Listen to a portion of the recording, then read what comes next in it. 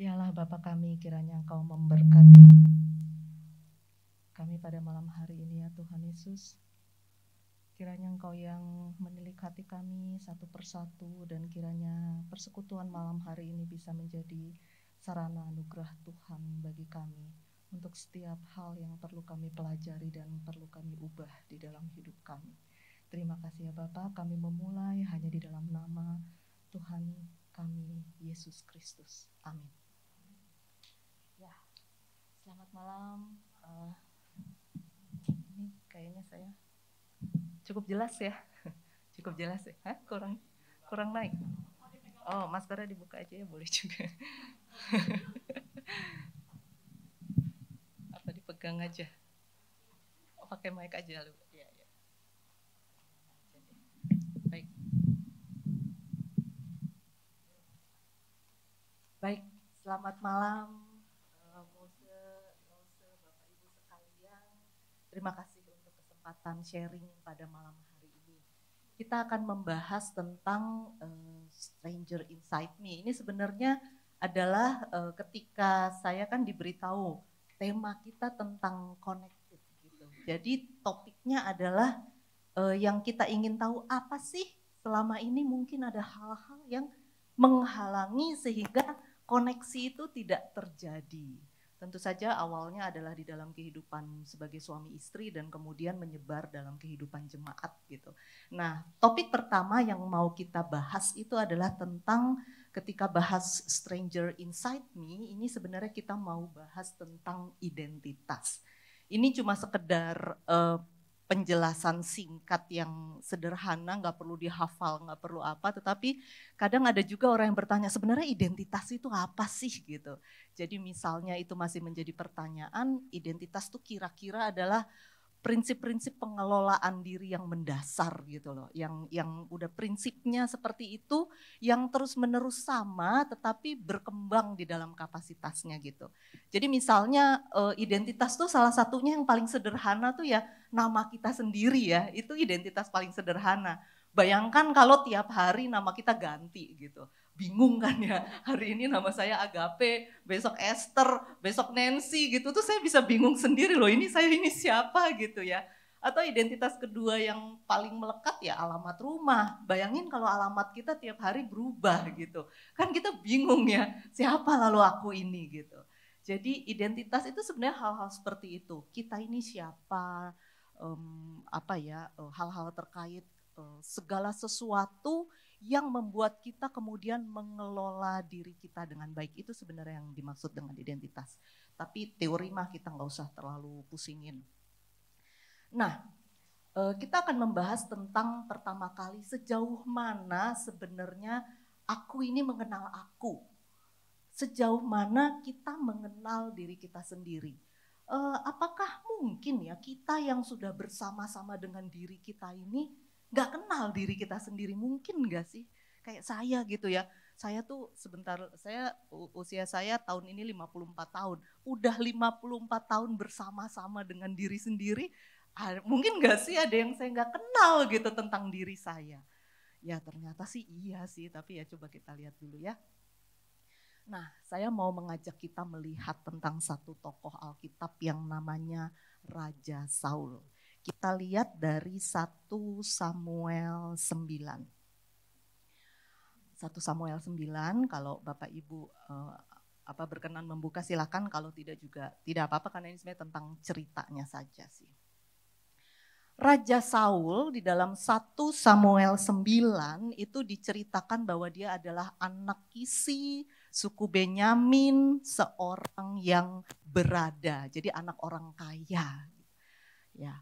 Kemudian diceritakan lagi di ayat 2, dia seorang yang masih muda, paling elok dan tinggi di antara orang sebangsanya. Jadi kita mulai dapat bayangan ya, anak orang terpandang, anak orang kaya, masih muda, ganteng, gagah, tinggi gitu ya. Setengah, kalau nggak salah sepundak lebih tinggi daripada yang lain ya gitu ya, digambarkan di 1 Samuel. Dia taat pada ayahnya. Jadi di sini diceritakan tentang keledai-keledai ayahnya yang hilang, lalu Saul disuruh cari. Dan dia taat, dia pergi bersama bujangnya. Tetapi yang kemudian dicatat di sini, nah dari sini kita mulai tangkap karakternya dia, identitas dirinya kita mau mulai lihat di sini. Yaitu ketika setelah sekian lama berjalan, dia mengatakan pada bujangnya, udah yuk kita pulang aja.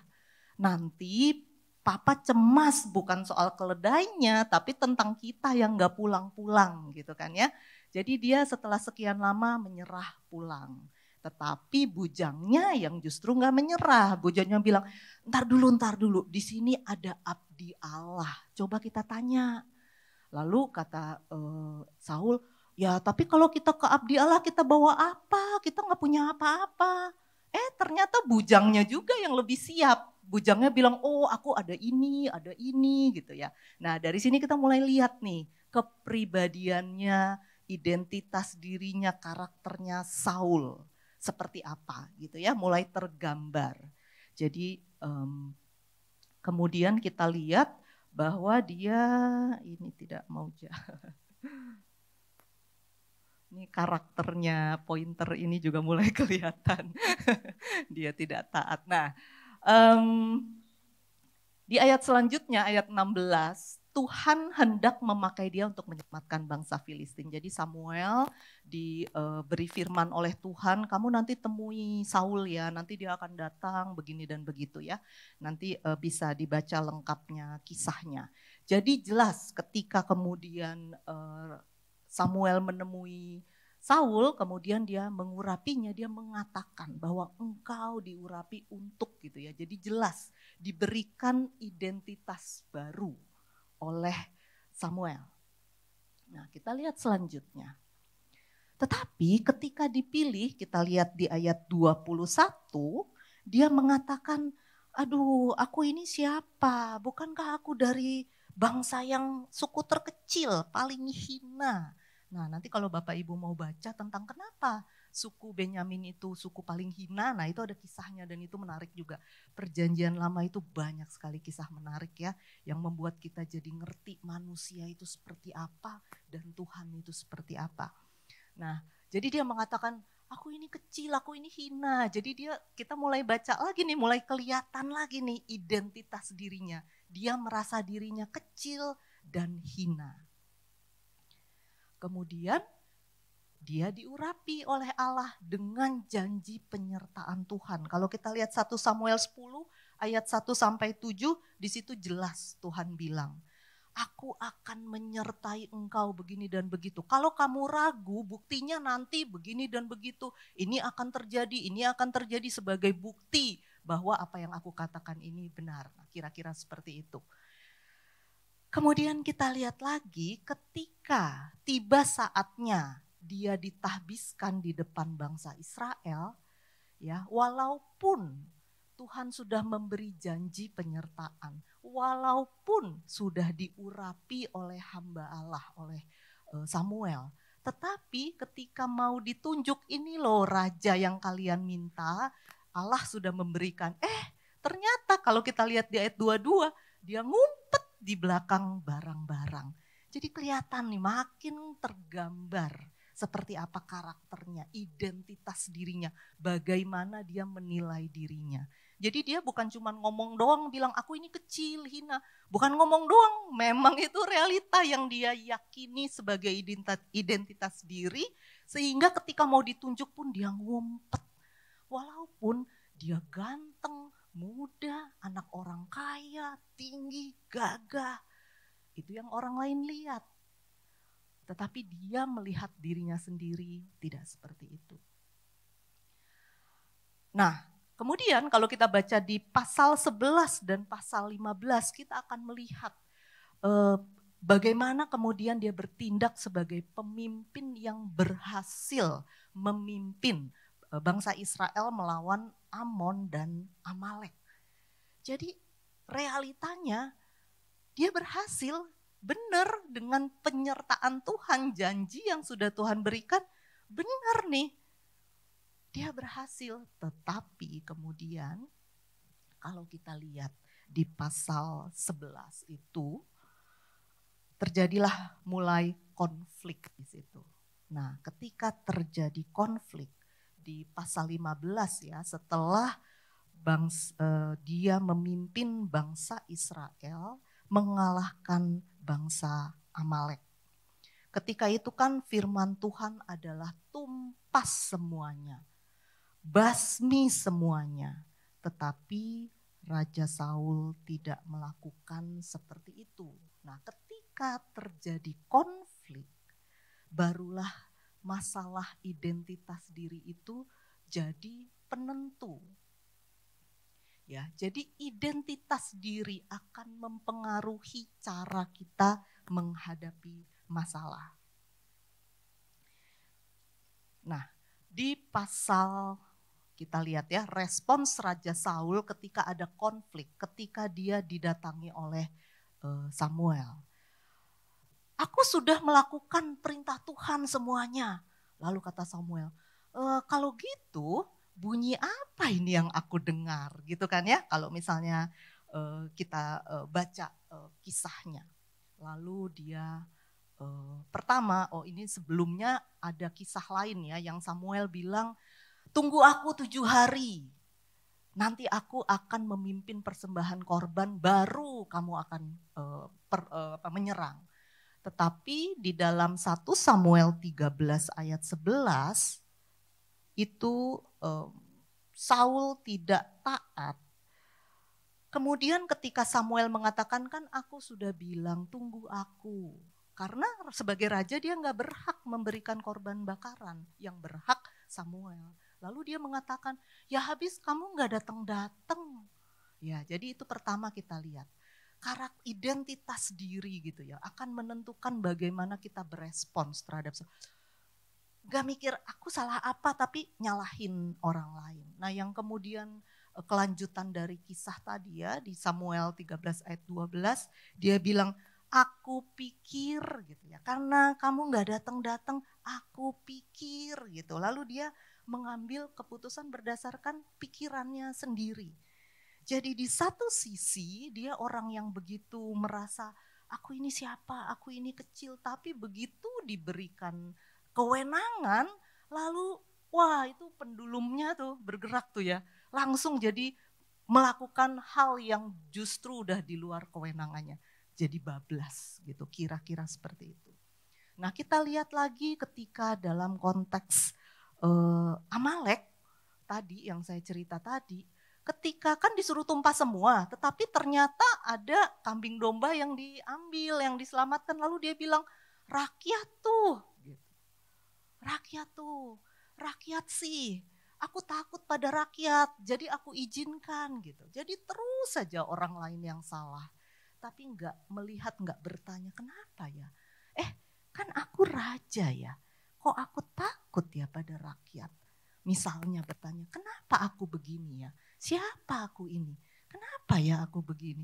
Nah, proses itulah sebenarnya yang akan menolong kita untuk ketika kita berusaha mengenal diri kita, nih hal-hal peristiwa-peristiwa ini, kalau kita diam sebentar lalu kita merenungkan kenapa ya, maka itu akan jadi jalan masuk untuk lebih mengenal hal-hal yang kita belum kenal dalam diri kita. Nah masalahnya kan Samuel tidak melakukan, Raja Saul tidak melakukan itu.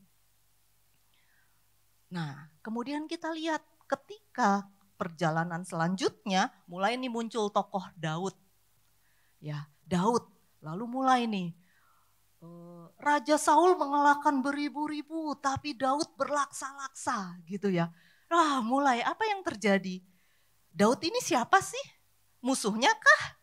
Kan bukan. Daud ketika berperang berlaksa-laksa itu sebenarnya mendukung siapa? Kan mendukung Saul ya. Dia tentaranya Saul, tetapi dia mendengki. Dikatakan ya di 1 Samuel 18 ayat 9. Selanjutnya dia mulai takut sama Daud. Waduh, jangan-jangan nanti Daud ini jangan di situ ya. Di 1 Samuel 18 ayat 12, 15 nanti silakan dibaca aja. Jadi ketika ada sesuatu nih yang mulai muncul, lalu kita tidak memberi waktu untuk merenungkan kenapa ya aku begini ya. apa ya yang terjadi dengan aku? Jadi kita bablas aja jalan, ikutin aja maunya kita. Akhirnya kita terbawa pada emosi, pada pikiran sendiri dan seterusnya. Sehingga akhirnya melakukan hal-hal kita tahu selanjutnya dia nguber-nguber Daud nggak karu-karuan gitu ya. Padahal kalau dipikir apa sih yang dilakukan Daud? Ada nggak sedikit aja tanda bahwa dia ingin menggusur Raja Saul? Kan nggak ada. Tapi itu ya, ketika kita biarkan gini ya, identitas diri yang tidak jelas menuntun kita, mengarahkan pikiran, emosi dan seterusnya, kita tidak pernah melakukan upaya untuk berubah atau mengontrolnya, maka kita akan masuk ke dalam tindakan-tindakan yang gak kepikir sebelumnya gitu ya. Nah, kita mau lihat satu tokoh yang kedua, Yohanes Pembaptis. Ini tokoh yang menarik ya. Kita lihat di dalam Lukas 15 ayat 6, identitasnya Yohanes Pembaptis. Dia adalah anaknya Zakaria dan Elisabet, keturunan Harun, orang benar di hadapan Allah. Jadi ini bagian dari suku Lewi ya. Dan kemudian kita lihat dinubuatkan membawa pertobatan. Jadi mirip dengan Saul tadi, Raja Saul. Aku pilih untuk melepaskan bangsa Israel dari bangsa Filistin. Sebenarnya mirip, diberi tugas untuk menyelamatkan. Kemudian dia memahami identitas dirinya. Nah ini menarik ya, coba kita lihat di dalam Yohanes 1 ayat 23. Sebenarnya dari ayat 20 dari ayat sebelumnya ya sudah ada pertanyaan. Siapakah engkau? Itu di ayat 19. Lalu ia mengaku dan tidak berdusta, aku bukan Mesias. Lalu kamu siapa? Apakah kamu Elia? Bukan. Lalu siapa? Apakah engkau nabi yang akan datang? Bukan. Lalu dia menjelaskan di ayat 23. Akulah suara orang yang berseru-seru di padang gurun, luruskanlah jalan bagi Tuhan. Seperti yang telah dikatakan Nabi Yesaya. Jadi ketika Yohanes Pembaptis clear banget tentang identitas dirinya. Dia gak kepingin jadi Mesias karena dia bukan Mesias. Walaupun jadi Mesias itu rasanya lebih wah gitu ya. Dia juga tahu dia bukan Nabi. Dia gak menyebut diri Nabi. Aku bukan Elia, bukan. Tapi dia mengatakan aku adalah suara yang berseru-seru. Yang menarik adalah dari mana dia bangun identitas itu. Di situ kan dikatakan seperti yang telah dikatakan Nabi Yesaya. Jadi dia membangun identitas dirinya berdasarkan sesuatu yang sudah disuratkan buat dia. Apa yang dikatakan oleh Nabi Yesaya. Jadi ibaratnya seperti membangun itu di atas sebuah kebenaran yang sudah pernah disebutkan sebelumnya tentang dia. Nah ini menarik ini. Tentang bagaimana, dari mana sih sebenarnya kita membangun identitas diri kita. Nah kemudian dia sangat memahami perannya karena identitasnya jelas, perannya juga jelas. Kita baca di ayat 26-27. Aku membaptis dengan air tetapi di tengah-tengah kamu berdiri dia. Jadi jelas perannya, aku ini cuma peran pembantu. Ada nih yang peran utama gitu. Lalu kita lihat di ayat 33 misalnya. Keesokan harinya Yohanes berdiri di situ dengan 2 muridnya. Kalau Saul begitu takut kehilangan pengikut, beda dengan Yohanes.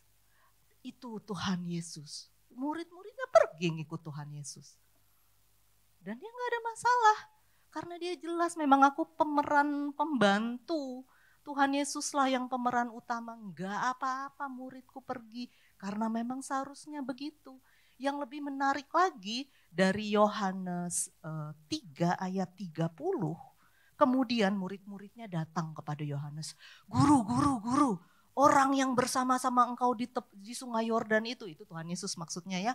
Dia juga membaptis loh. Dan banyak orang sekarang ikut dia. Lalu apa kata Yohanes Pembaptis? Ya memang dia harus makin besar, aku harus makin kecil. Jadi kalau identitas diri kita jelas, itu akan membuat kita clear tugas kita apa. Sehingga kita tahu apa sih yang harus kita pertahankan dan apa yang harus kita lepas. tanpa kita membuang energi kayak Saul, capek-capek banget kesana kemari ngejar Daud gitu ya, dan gak berhasil juga gitu. Nah itulah ya kalau kita mau bicara tentang identitas diri. Nah masalahnya sekarang, ada bagian diri kita yang kita gak kenal ini ya, yang sering disebut unconscious self, gak sadar kita bahwa ada area itu di dalam diri kita. Seperti Saul mungkin, dia gak sadar ada area yang dengki itu, karena ya udah ngikut aja. Ada perasaan marah, dia ikutin marahnya. Ada perasaan dengki, dia ikutin dengkinya tanpa pernah berhenti dan berpikir siapa aku dan kenapa aku berespon seperti ini. Padahal aku raja, aku diurapi. Kenapa aku begini? Itu adalah hal yang tidak pernah dia pikirkan. Sehingga akhirnya Samuel mengatakan kerajaan ini telah diambil daripadamu dan Tuhan telah memilih raja lain selain engkau. Nah, kita mau lihat satu tokoh lagi yang juga menarik. Rasul Petrus, Markus 14. Rasul Petrus adalah sosok yang dulu saya merasa saya mirip sama dia gitu ya. Sanguin gitu, cepet banget begini begitu. Sekarang sih saya udah enggak begitu. Ternyata itu diri saya yang tidak saya kenal gitu ya. Yang saya ingin mencitrakan diri saya begitu sebelum saya kenal betul siapa sih sebenarnya agape itu ya. Nah ini Rasul Petrus kita lihat di pasal 14 di ayat 26 dan seterusnya.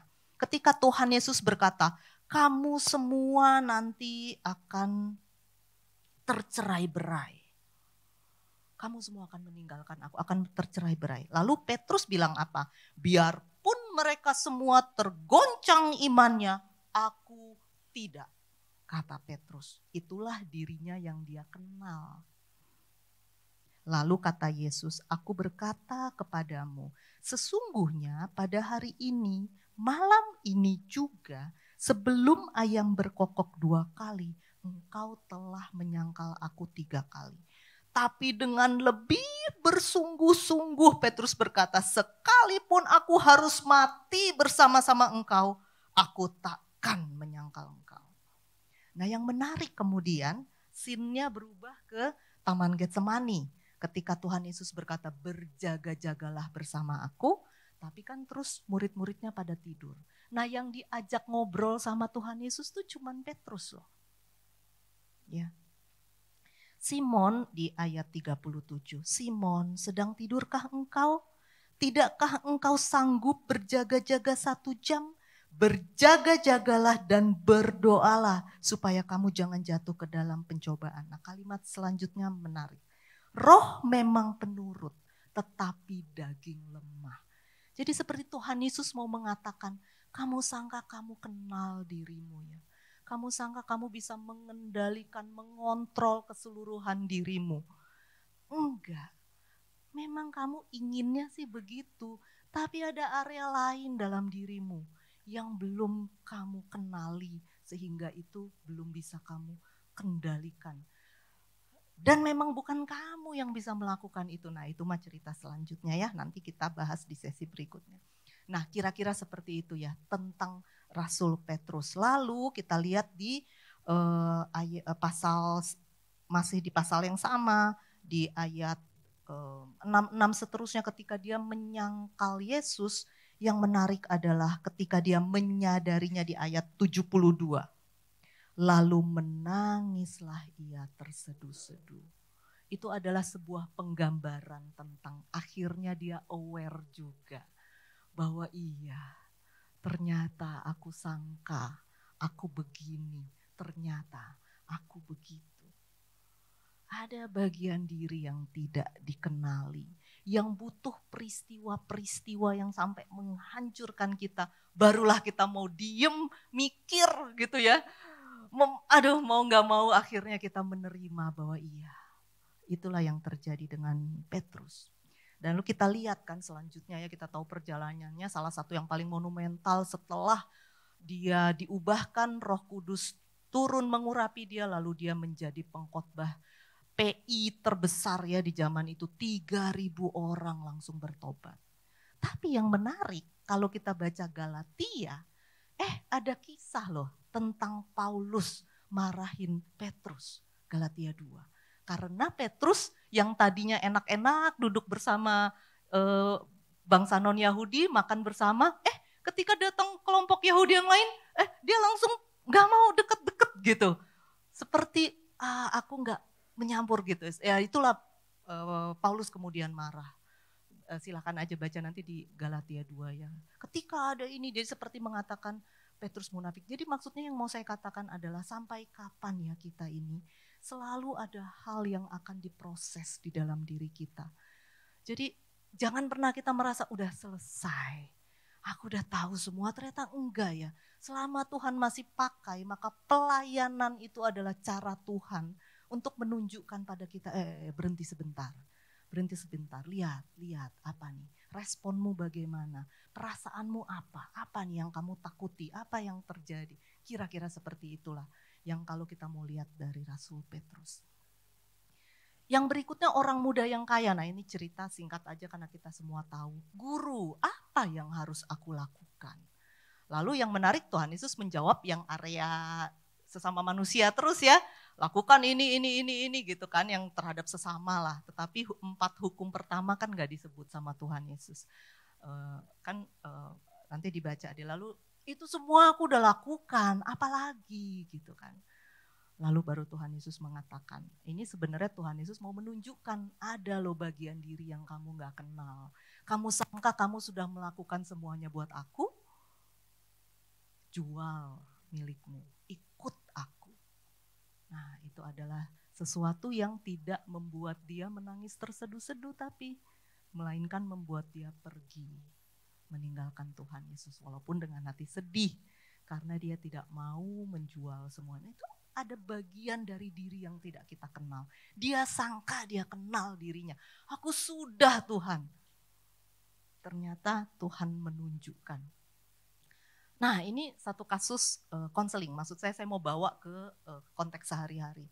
Jadi ada seseorang datang kepada saya, saya itu pemarah, saya selalu marah, ini itu saya gampang banget marah-marah gitu ya, dia bercerita begitu. Pokoknya saya pemarah, jadi dia takut, gak mau bekerja karena dia takut konflik, dia tidak mau pacaran.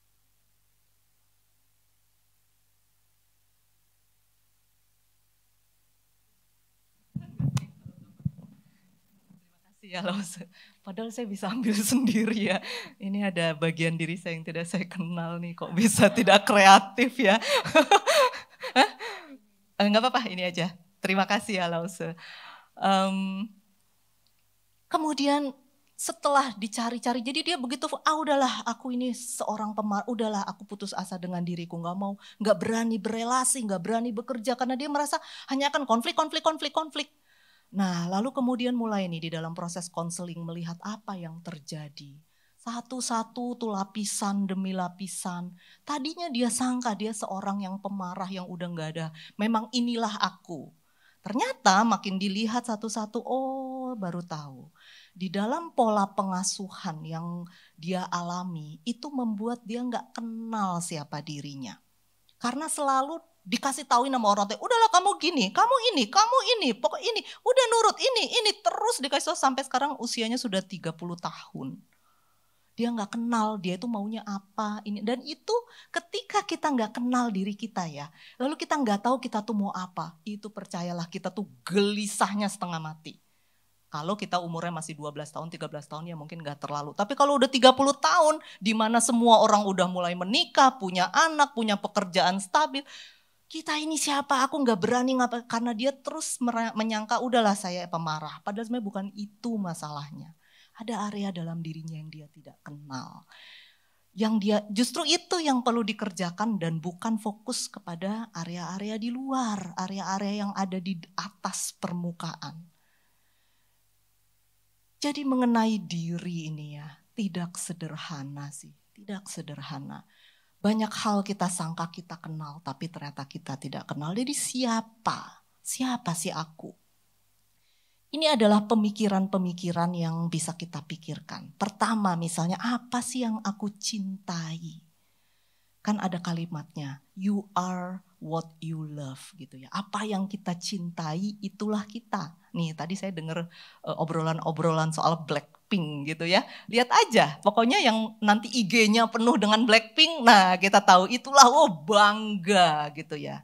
Bangga. Atau lihat aja PP gitu, misalnya kayak PP-nya WA teman saya tuh dia pakai seragam pramuka selalu, pokoknya mau apa-apa pakai seragam pramuka, pokoknya seragam, kita tahu itulah yang dia cintai, dia bangga menjadi seorang aktivis pramuka.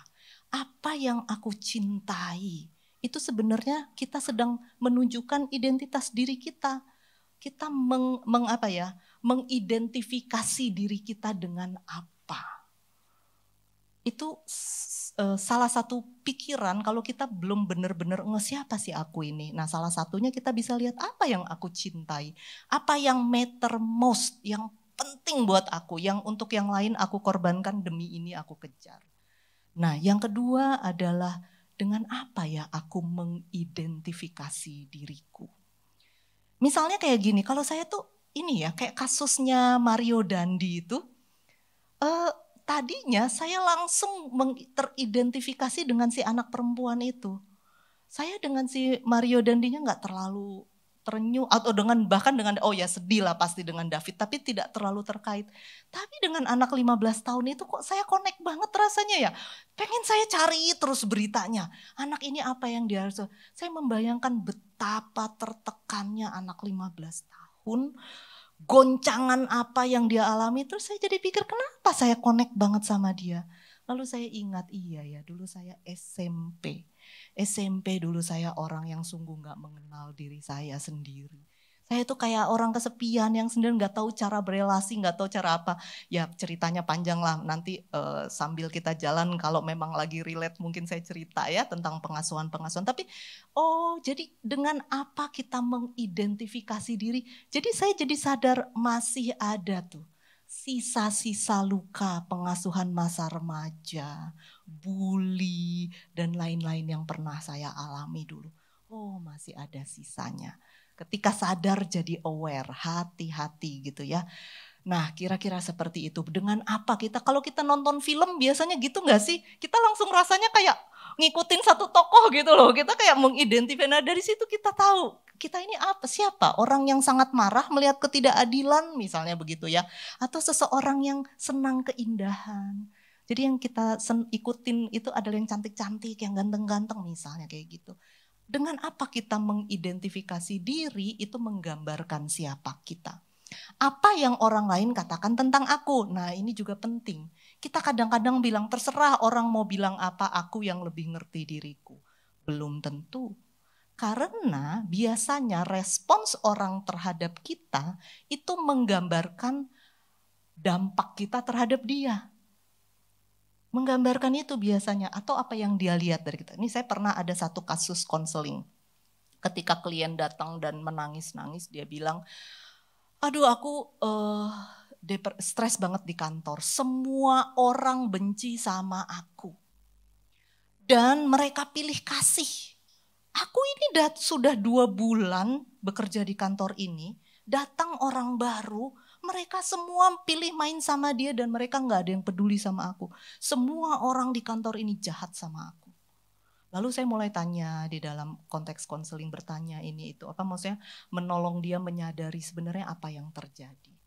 Nah dari proses konseling jadi saya jadi tahu. Karena di dalam pikiran dia sudah selalu negatif. Masuk ke ruangan pun dengan muka merengut. Dengan negatif karena dalam pikiran dia udah negatif. Ya kalau kita datang dengan buka laptop, siapa yang mau datang ke kita gitu ya. Sementara si anak baru itu ternyata datang, halo selamat pagi, aku bawa gorengan mau gak siapa yang mau ya. Gimana gitu ya. Tapi yang dia tangkap ya itu, dia nggak melihat respons orang itu menggambarkan sesuatu.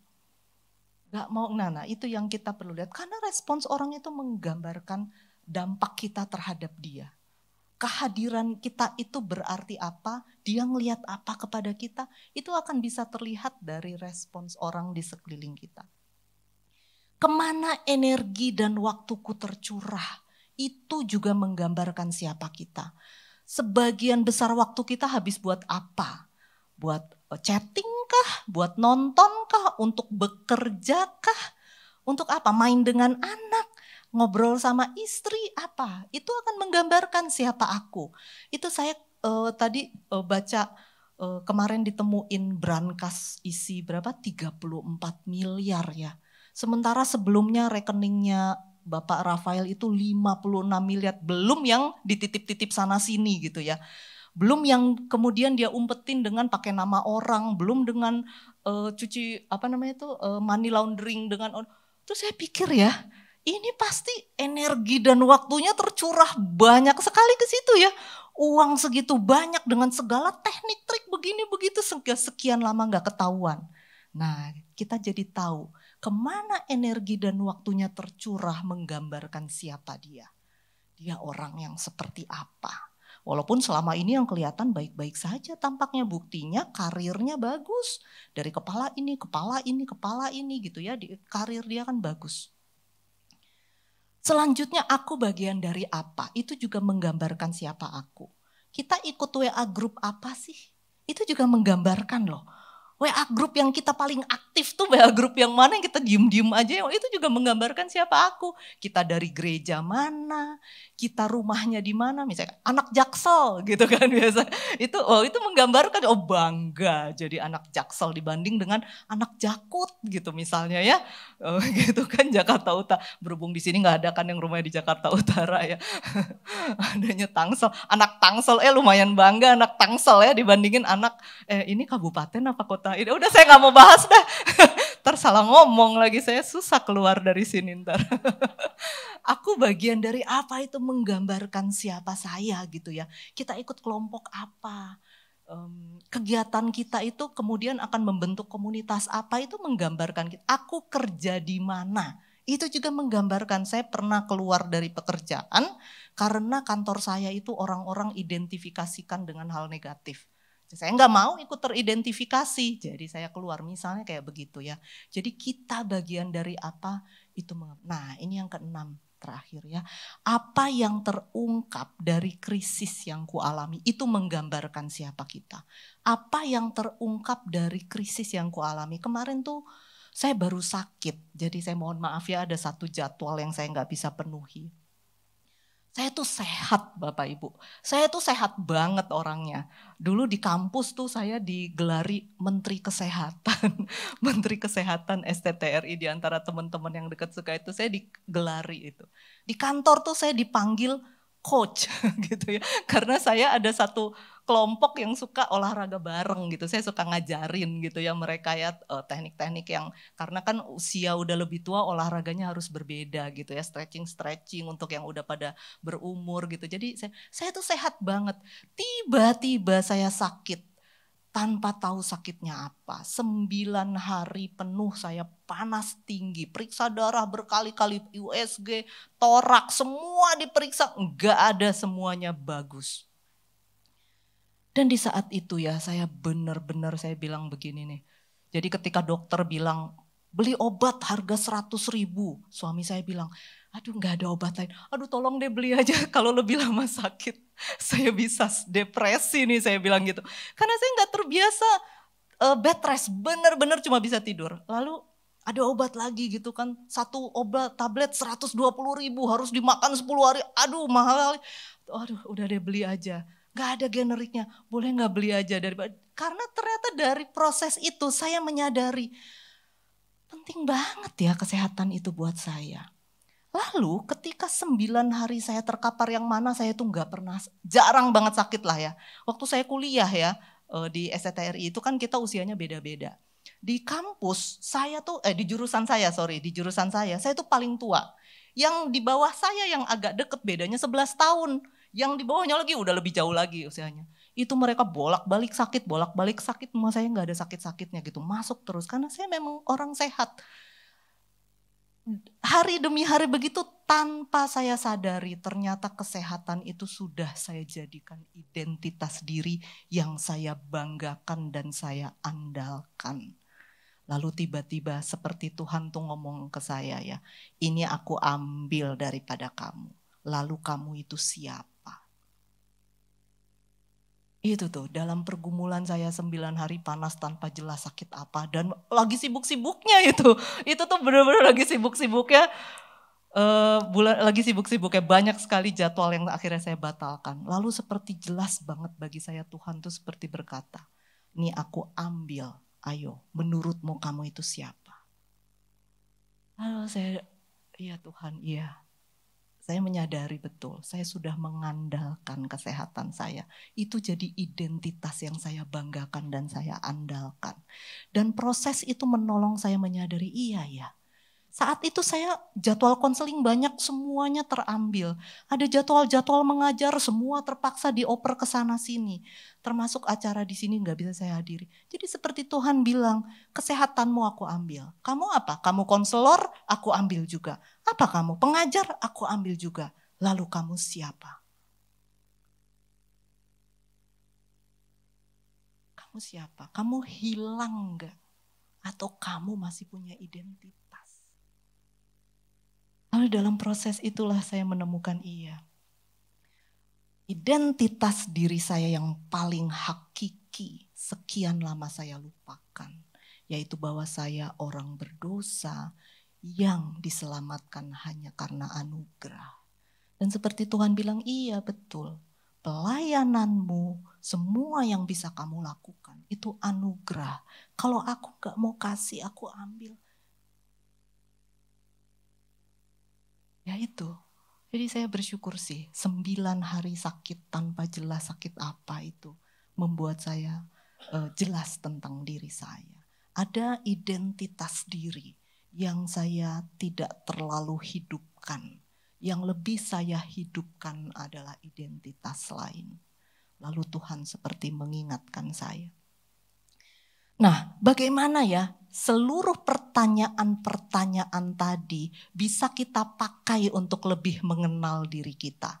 Kita bisa introspeksi ya, percakapan meditatif yang jujur dengan diri sendiri. Itulah yang saya lakukan kemarin waktu saya sakit.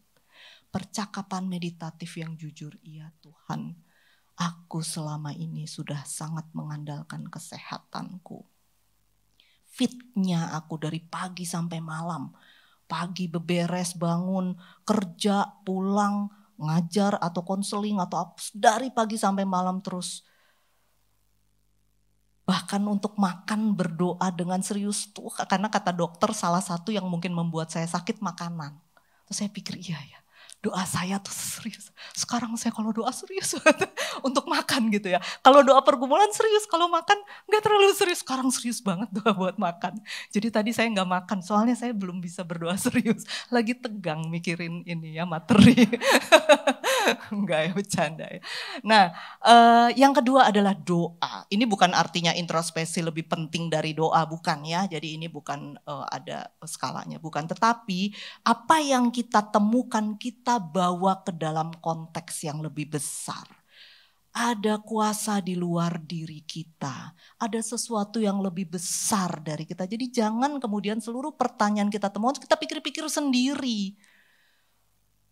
Kita lihat kayak tadi Yohanes Pembaptis, dia jelas. Aku adalah suara yang berseru-seru seperti yang dikatakan Nabi Yesaya. Jadi dia tahu bahwa identitas diri itu diberikan dan ada dasarnya. Ada dasarnya, maka mari kita bawa dalam percakapan doa dengan Tuhan. Kemudian kita juga bisa menulis, karena kadang-kadang dalam proses pergumulan kayak saya cerita tadi waktu saya sakit, kita ingin banget ngomong sama seseorang, tapi siapa ya? Kadang-kadang kita nggak bisa temukan gitu orang. Nah, menulis itu adalah salah satu metode yang kita bisa bebas mengatakan apapun. Bahkan ketika kita sedang marah, kita mau mengatakan aku benci sama orang itu. Misal ya, kalau kita ngomong ke orang lain, mungkin orang lain akan salah paham. Tapi kalau kita tulis gitu ya, itu sesuatu yang sedang kita proses. Bukan artinya lalu kita bencian kepada orang itu kita ejahwantahkan tuh apa ya bahasa ininya, kita lakukan gitu ya, kita manifestasikan dalam perbuatan, kan enggak, itu sedang dalam proses pergumulan pribadi kita.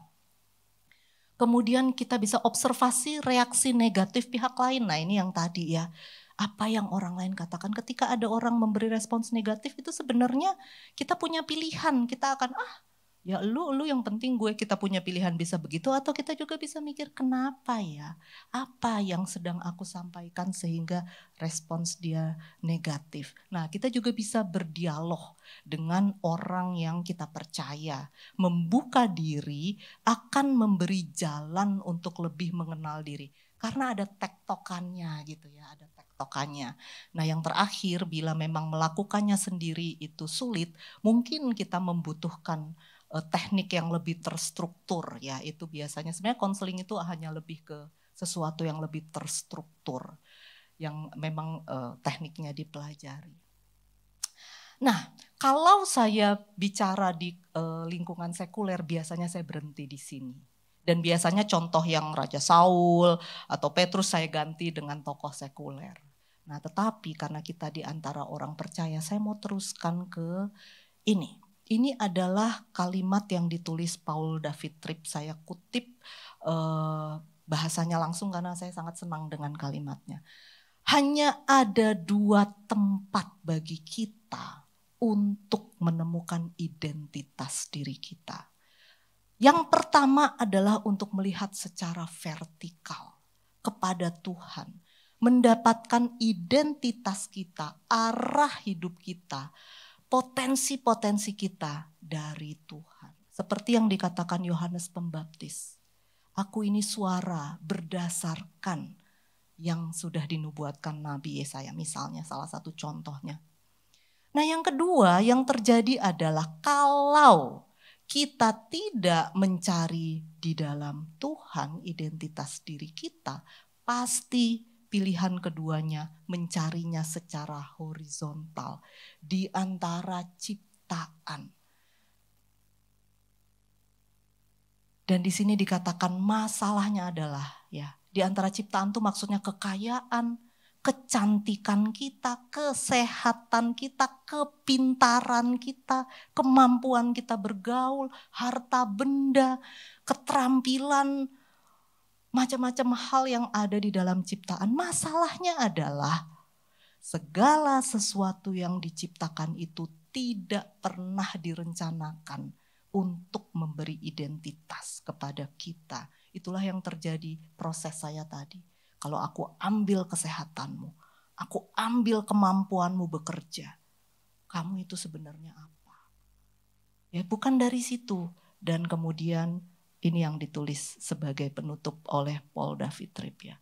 Segala hal baik yang diciptakan Tuhan itu Dia berikan untuk membuat kita bisa melihat kepada Tuhan.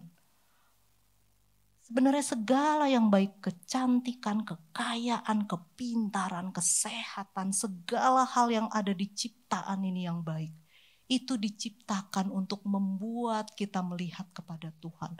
Menunjuk kepada Dia, yang hanya Dia bisa memberikan identitas yang sejati, yang hakiki, yang selama ini kita cari-cari, yang bisa memberi kepada kita ketenangan hati.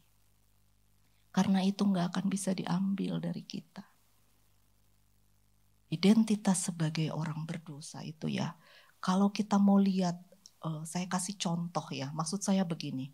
Kadangkala ketika kita bilang identitas diriku, aku orang berdosa, itu terasa klise, iya gak sih? Pernah gak sih Bapak Ibu merasa itu kayak bahasa yang klise? Itu apa artinya dalam kehidupanku sehari-hari? Apa artinya? Bagaimana identitas itu mempengaruhi aku? Nah, saya mau ceritakan satu peristiwa yang baru saja saya alami. Dan saya bersyukur peristiwa ini saya alami setelah Tuhan suruh mikir gitu, kamu itu siapa gitu ya. Karena kalau sebelum itu saya rasa respon saya berbeda. Jadi ada satu pelayanan yang ditawarkan ke saya. Lalu saya bicara kepada seseorang dan dia mengatakan, udahlah, gak usah ambil pelayanan itu. Oh ya udah, saya gak ambil pelayanan itu. Belakangan saya tahu, orang yang mengatakan kepada saya, jangan udah gak usah ambil. Ternyata dia yang menggantikan saya di dalam pelayanan itu. Lalu apa yang saya lakukan? Ketika ada yang cerita itu ke saya, jujur aja ya, respons yang pernah, loh kok gitu? Tapi lalu saya langsung ingat, kamu itu siapa? Kamu itu orang berdosa yang diselamatkan hanya karena anugerah. Dan pelayanan itu anugerah. Artinya apa? Kalau aku nggak mau kasih ke kamu, aku itu apa gitu ya. Lalu apa? Lalu kenapa? Nah, kalau identitas diri saya adalah saya pintar atau saya layak melakukan pelayanan itu karena saya bisa, maka saya pasti akan tersinggung. Kok gitu? Saya akan merasa itu hak saya, kok saya, loh apa, kenapa gitu ya. Karena identitas diri saya salah satunya adalah saya bisa. Saya dipercaya, saya bisa. Nah, tetapi sekali lagi itu adalah identitas yang artinya saya letakkan kepada ciptaan. Tetapi kalau identitas kita letakkan kepada Tuhan dan apa yang Dia bukakan ke kita gitu, itu pasti dan harus mempengaruhi hidup kita, mempengaruhi cara kita berespons. Respon saya langsung ingat Maria. Entah kenapa saya ingat Maria. Ketika dikatakan kamu akan jadi ibunya juru selamat, dia kan ada kalimat mengatakan begini, lalu Maria menyimpan itu di dalam hatinya. Saya tiba-tiba entah kenapa, saya menyimpan aja itu. Walaupun tadinya pengen saya bahas, tapi terus, enggak, simpan dalam hati. Kamu itu orang berdosa yang diselamatkan hanya karena anugerah. Pelayanan itu anugerah. Yang lain-lain itu bukan urusanmu, enggak usah mikir kenapa begini, itu bukan urusanmu. Urusanmu adalah apa yang diberikan kepadamu, bagaimana kamu berespons sebagai orang yang benar-benar mengerti artinya sebagai orang berdosa. Orang berdosa itu artinya apa? Apa hak yang kita punya yang rasanya kayak aku berhak, aku bisa. Kapanpun Tuhan mau ambil itu Tuhan bisa ambil. Ya kira-kira seperti itu sharing saya ya. Stranger inside me. Kiranya ini bisa menolong kita semua menyadari ada area-area yang perlu kita selidiki di dalam diri kita agar kita bisa memberi respons yang tepat di dalam relasi baik pasangan suami istri ataupun kemudian di dalam komunitas gereja, lingkungan rumah atau tempat kerja atau dimanapun Tuhan tempatkan kita. Kita masuk ke tanya jawab atau ada agenda lain? Oke, baik.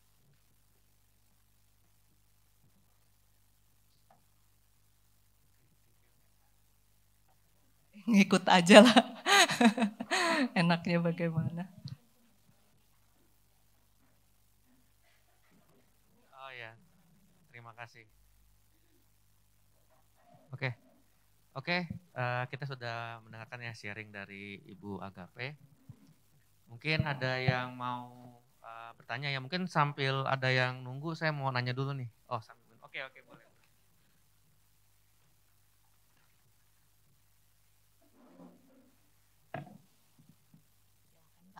Ya, jadi tadi saya juga kepikiran sih Ibu terkait sama part yang kesimpulannya kita ini manusia yang berdosa gitu ya, Ibu Agape, dan kita sebenarnya apa yang Tuhan kasih kepada kita itu kan semuanya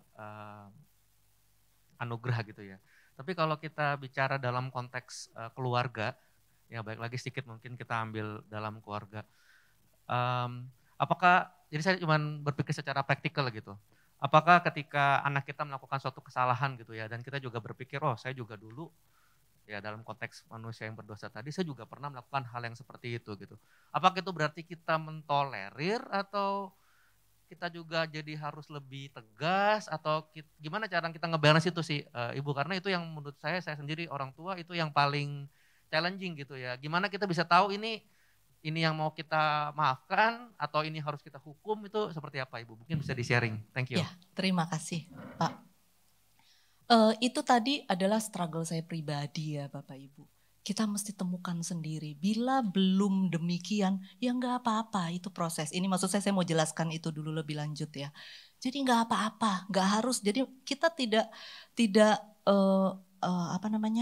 mengambil seperti apa ya, prosesnya orang lain lalu kita adopsi untuk kita, itu enggak sih, enggak works ya menurut saya. Kita jalani proses kita masing-masing untuk menemukan apa identitas diri kita masing-masing. Tentu saja tadi saya bicara tentang identitas diri yang paling hakiki. Artinya apa? Di atas identitas diri yang paling hakiki itu, kemudian kita kan membangun identitas-identitas lain yang lebih praktis. Gitu ya. Jadi tentang saya ibu, ya itu tetap saya seorang ibu, saya seorang istri, itu tetap. Tetapi istri yang seperti apa?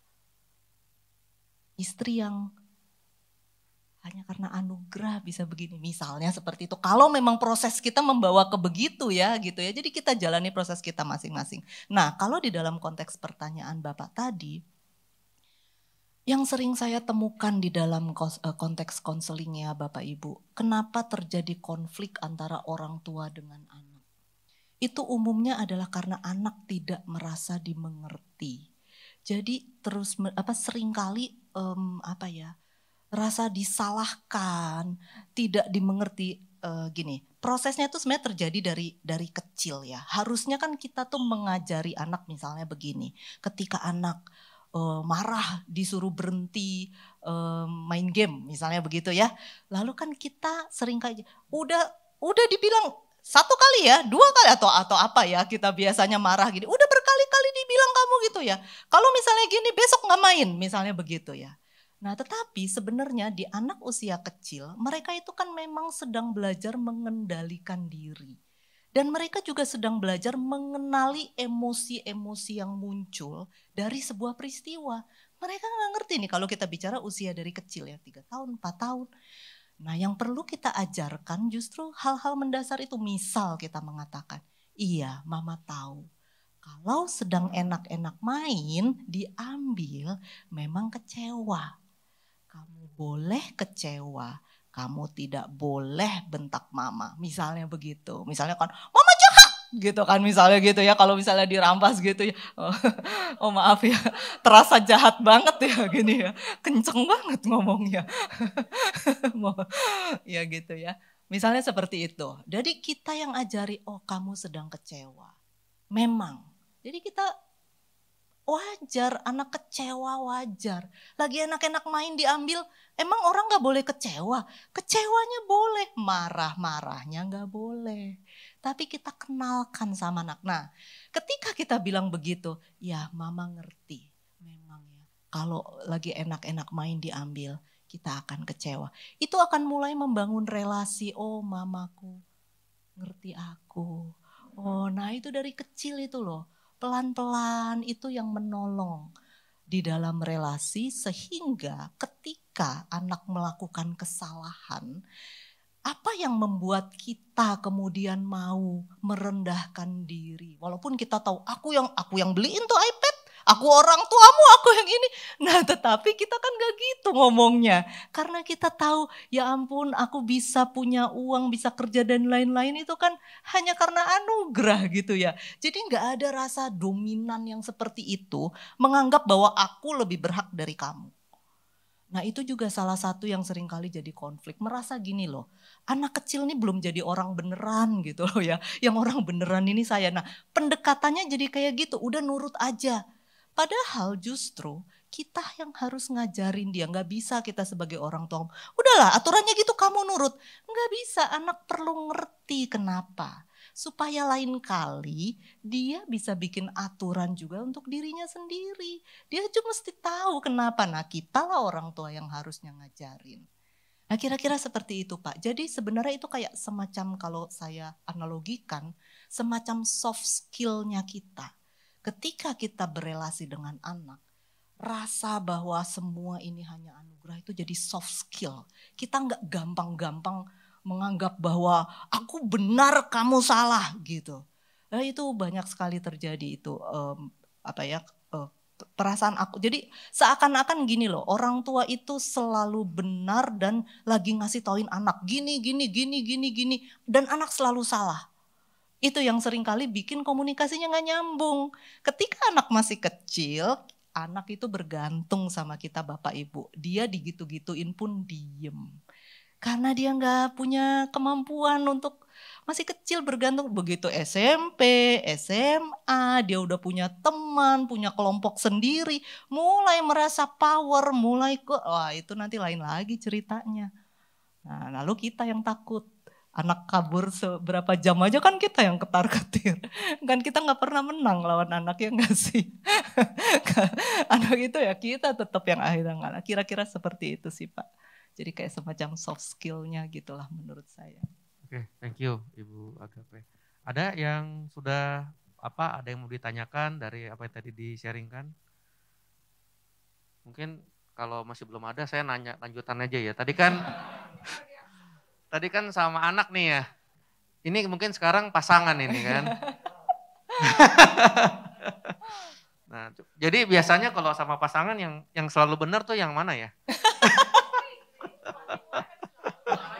Jangan ya.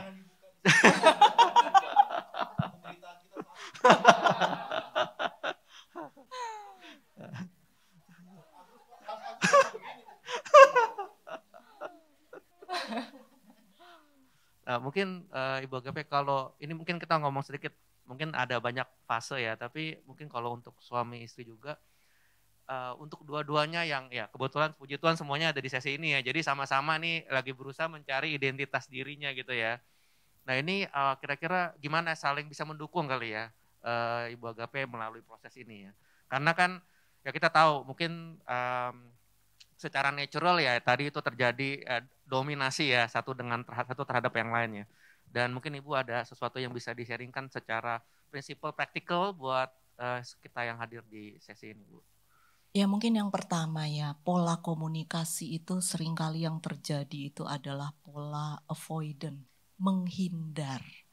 Nah ini yang salah satu yang perlu diperbaiki. Ada masalah yang satu menghindar, gak mau diajak menyelesaikan masalah. Lalu yang satu nyecer. Nah itu yang seringkali, makin dicecer makin menghindar. Gara-gara menghindar ya makin dicecer, ya enggak sih? Nah itu tuh, pola itu kita perlu kenali. Itu terjadi nggak nih? Nih, ini salah satu yang tadi ya, respons orang itu menggambarkan gitu ya. Kira-kira, oh ini kayaknya sesuai nih, kira-kira kayak Bapak kayak gitu ya. Nah, itu salah satu pola yang paling umum terjadi di pasangan suami istri. Ya termasuk saya juga ya. Tetapi bedanya adalah saya dengan suami itu polanya sama-sama avoidant. Nah, tetapi kemudian, tapi diri yang tidak saya sadari, yang saya katakan dan yang orang-orang lihat juga, dan yang saya banggakan kepada orang, saya mah sama suami nggak pernah bertengkar, gitu. Padahal bukan sebenarnya karena avoidant. Memang kita nggak pernah perang terbuka, marah nggak pernah. Tapi masalahnya terjadi karena avoidant. Artinya apa? Ya masalahnya tetap nggak selesai. Gitu. Nah, tapi kemudian ketika itu kita sadari gitu ya. Jadi anak gitu ya, anugerah Tuhan sih sebenarnya untuk membuat nih orang tua yang pengen tetap di dalam identitas diri yang tidak mau kita kenali itu, mau nggak mau kan? Karena ada anak nih. Kalau kita tetap dengan cara yang tidak efektif, anak yang akan kena gitu kan biasanya ya dampaknya ke anak. Mau nggak mau kita membongkar diri yang tidak kita kenal. Lalu mulai melihat, oh masalah harus dibicarakan. Lalu mulai berani. Kenapa avoidant? Biasanya tuh karena udah ada pikiran, paling juga ntar begini gitu misalnya. Percuma nanti paling gini. Diskusi-diskusi ntar juga maunya dia yang ini. Gitu, biasanya gitu. Udahlah masa bodoh. Atau kita tidak menganggap penting. Udah terserah kamu deh, jalanin aja. Kira-kira seperti itu. Jadi perannya itu nggak berjalan gitu ya sebagai pasangan. Tetapi seperti ini areaku, itu areamu. Terserahlah kamu kerjain apa di areamu, aku kerjain apa di areaku. Nah itu tuh yang perlu di aware aja dulu. Aware aja dulu, udah aware itu udah bagus. Kita bisa kenali pola komunikasi yang gak efektif di antara suami istri, bisa kita kenali, kita akui, itu udah bagus. Nah setelah itu ya baru ke proses selanjutnya sih. Kira-kira itu sih Pak. Jadi maksudnya gini loh, jangan udah begitu-begitu kayak ikutin aja gimana, udahlah gitu. Banyak sekali yang begitu. Jadi seperti ya udah selama ini udah begitu, ya udahlah begitu. Ya udahlah begitu. Itu sih yang perlu di aware. Kita perlu berhenti, kita lihat apa yang selama ini terjadi. Oke, kalau masih belum ada. Oh, udah ada.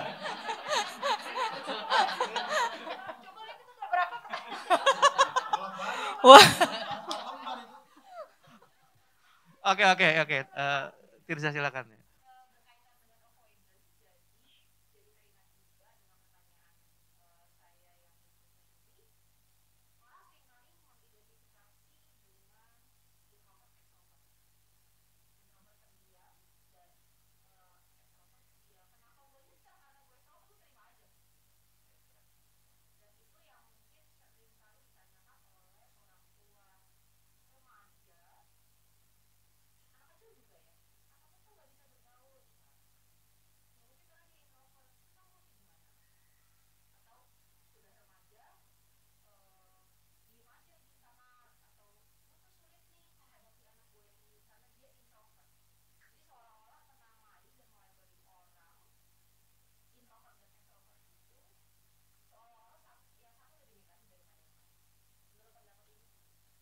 Ya, introvert dan ekstrovert itu bukan tentang pendiam atau rame ya, dan enggak yang satu lebih baik dari yang lain.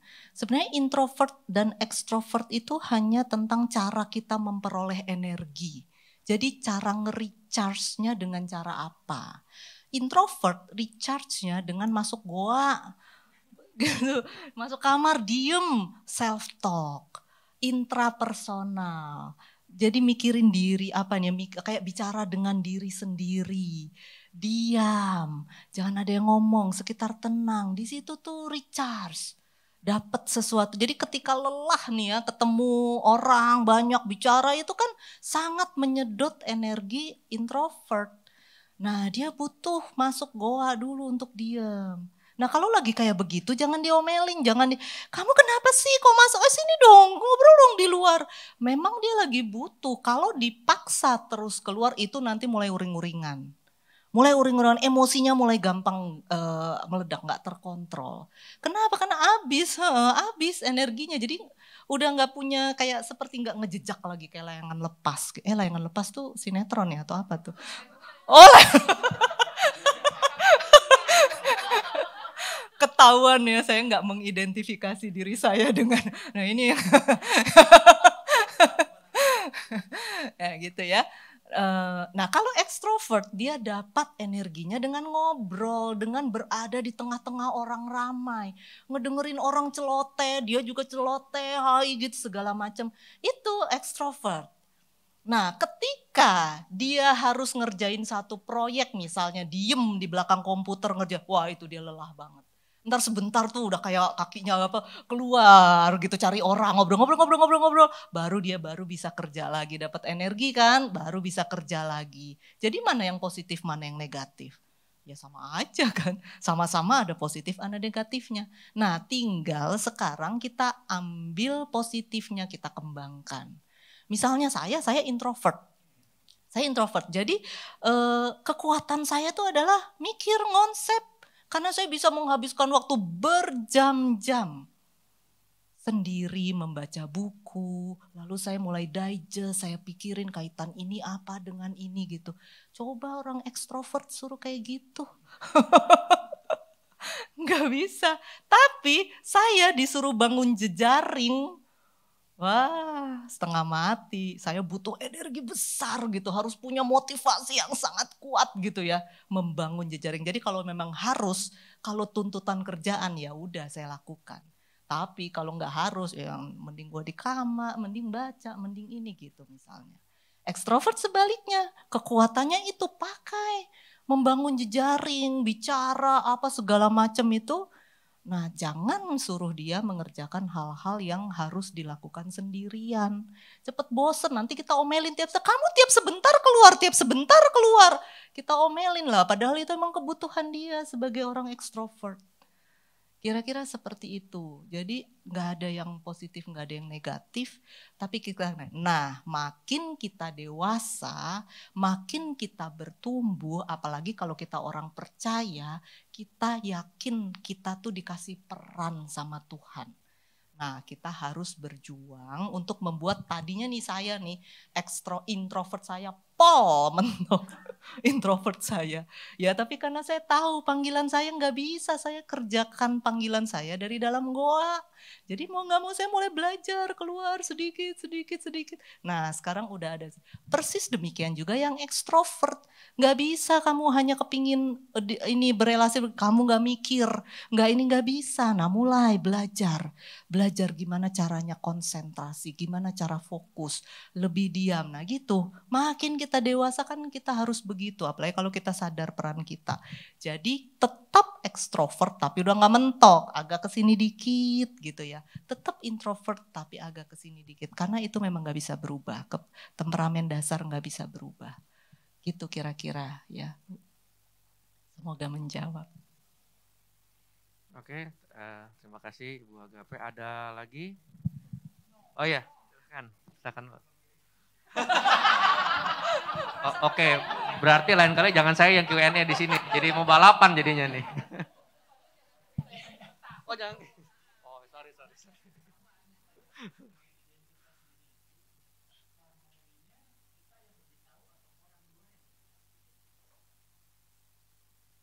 Ya. Seharusnya sih prosesnya ya, tentunya kalau kita memang kayak misalnya tadi Yohanes Pembaptis, kan dia jelas ya. Misalnya, atau kalau kita lihat surat-surat Paulus jelas banget. Apalagi kan kita tahu Paulus, dia kan sebenarnya bukan salah satu dari 12 rasul, tinggal 11 ya. Tapi kan dia terus mengatakan, aku Paulus, rasul yang dipilih Allah. Nah itu kan artinya identitas diri dia jelas. Orang lain mau bilang aku bukan rasul, identitas diriku jelas gitu ya karena dia terima. Jadi menurut saya makin kita bertumbuh di dalam pengenalan diri kita, proses kita, ya seharusnya kita lah yang makin tahu.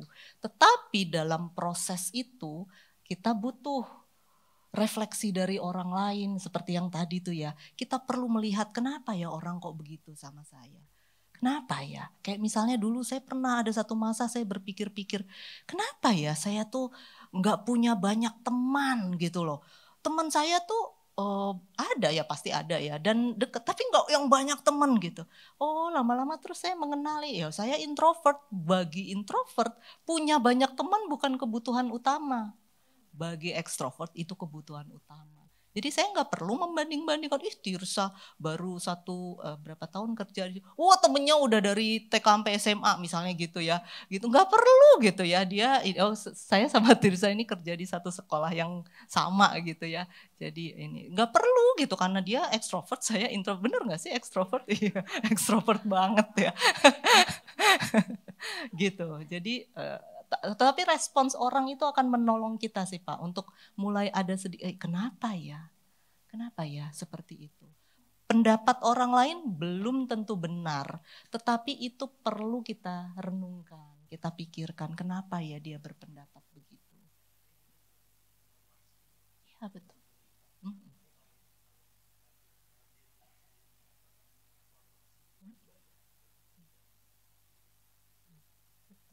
Dan kalau tadi saya kutip Paul David Tripp, ya yang sejatinya memang ketika kita terus tektok sama Tuhan sih ya. Karena kadang-kadang terlalu pola pengasuhan itu ya Pak. Misalnya kayak kalau anak terlalu sering dikritik, dimarahin, dikomplain, maka dia akan berusaha menyenangkan orang tua. Karena gak enak dikritik terus, dikomplain terus, dimarahin itu gak enak. Lalu mulai membangun identitas diri yang pokoknya yang penting orang tuaku gak marah. Nah itu namanya ideal self. Kita mulai membangun diri kita yang ideal. Oh aku ini begini, aku ini begini. Padahal sebenarnya dalam hati tertekan. Misalnya disuruh ikut, ayo kamu ikut kegiatan nih, iya supaya orang tua senang. Padahal sebenarnya dia tertekan, dia nggak suka, misalnya kayak begitu Pak. Nah itu kadang-kadang tuh butuh proses yang lama sekali untuk kita bisa meruntuhkan satu demi satu selama ini yang kita bangun hanya demi orang lain gitu loh. Hanya demi menyenangkan orang lain, tapi sebenarnya itu bukan kita. Nah itu memang butuh, kayak tadi yang saya cerita temen yang pemarah tadi itu yang saya cerita itu kira-kira seperti itu. Ya, makasih.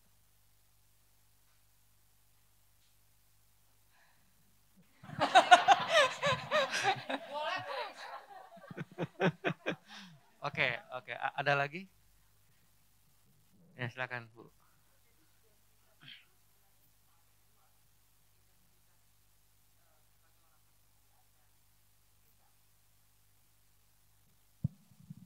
Sebenarnya sudut pandangnya dari mana. Bahwa aku orang percaya, ya itu memang bagian dari identitas kita. Kalau memang kita percaya ya. Kalau memang kita percaya beriman kepada Tuhan. Dan kemudian dalam proses hidup kita kan kita mulai melihat. Kalau aku kenapa ya misalnya begini nih. Anak minta izin, aku mau kuliah di luar kota dong. Aduh nanti kalau ini gimana, nanti ini kalau kamu sakit, nanti siapa yang ngurus? Nah itu kan sebenarnya menimbulkan pertanyaan, aku ini bener orang percaya apa enggak sih? Kenapa aku penuh kekhawatiran? Kenapa enggak bisa mempercayakan anakku yang dewasa? Nah maksudnya kayak gitu Bu. Jadi kita bisa kadang-kadang merasa memiliki identitas. Lalu Tuhan izinkan terjadi peristiwa-peristiwa yang membuat kita bertanya, bener enggak sih? Lalu kita berproses untuk menemukan identitas kita yang sejati. Nah kalau memang dalam prosesnya belum, ya enggak apa-apa. Tapi kan yang penting kita aware. Kayak Petrus menangis terseduh-seduh. Itu bagian dari proses dia untuk kemudian menemukan identitasnya. Tapi kemudian ada lagi yang dibukakan yang kata Paulus munafik itu. Ya itu bagian proses lagi terus. Jadi peristiwa demi peristiwa, kalau memang kita sadari daripada kita kemudian gini loh. Kita mulai ada rasa kok aku emang orangnya gampang khawatir, aku gak percaya. Tapi aku orang percaya, aku orang percaya. Lalu kita terus mengatakan pada aku orang percaya, tapi sebenarnya kita gak pernah berhenti dan mikirin bener gak sih aku ini orang percaya.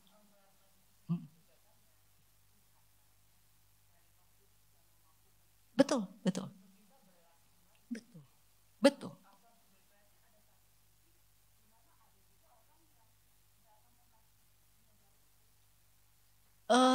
Saya sih percaya begini ya, ketika kita orang yang sudah diselamatkan, Alkitab mengatakan kita dimeteraikan dengan Roh Kudus.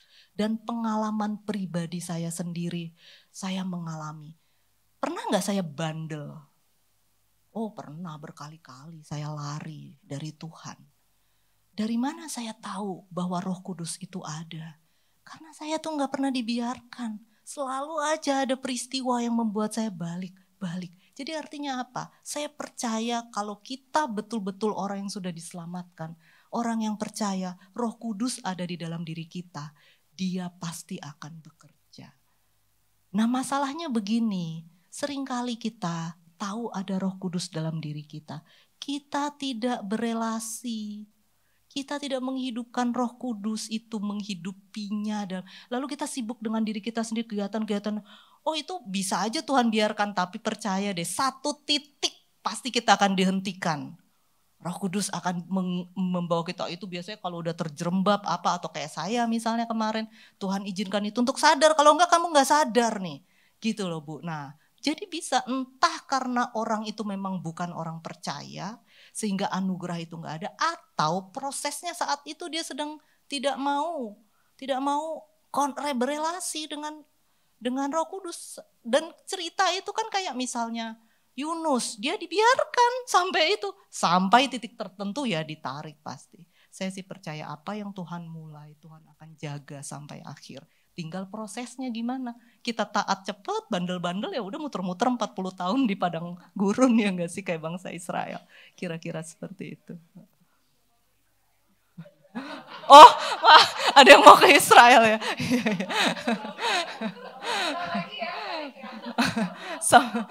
Sampai ketemu 40 tahun lagi.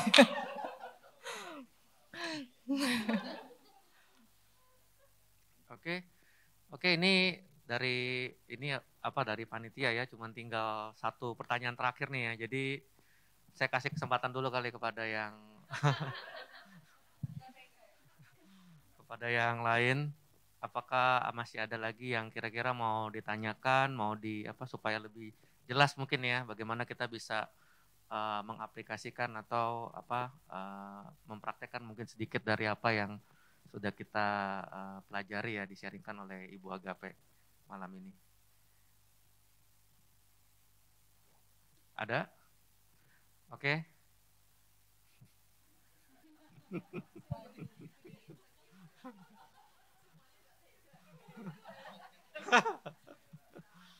Enggak, nih sebenarnya adalah catatan aja sebenarnya. Ini bukan pertanyaan.